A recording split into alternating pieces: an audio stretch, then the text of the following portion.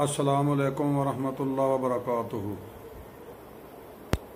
Doctor Mohammad Arshad homeopath, Umar homeopathic clinic, Mandi यजमान।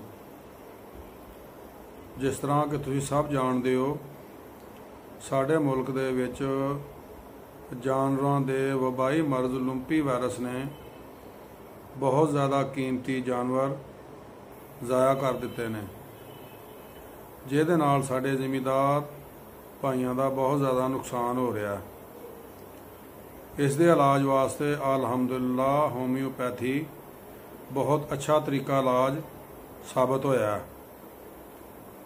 किसी भी दोस्त भाई दे जानवरों को कोई मसला होवे तो साडे नाल राबता कर सकदा।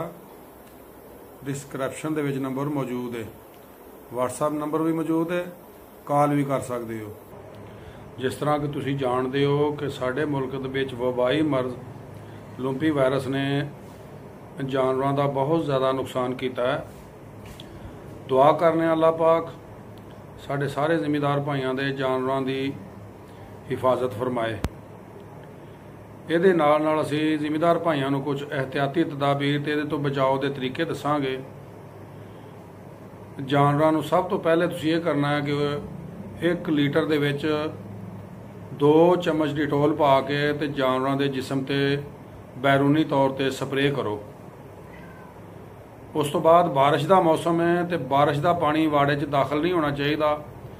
जानवरों की जगह खुश्क होनी चाहिए तो जानवरों के थले पैरों के चूने का छिड़काव करो।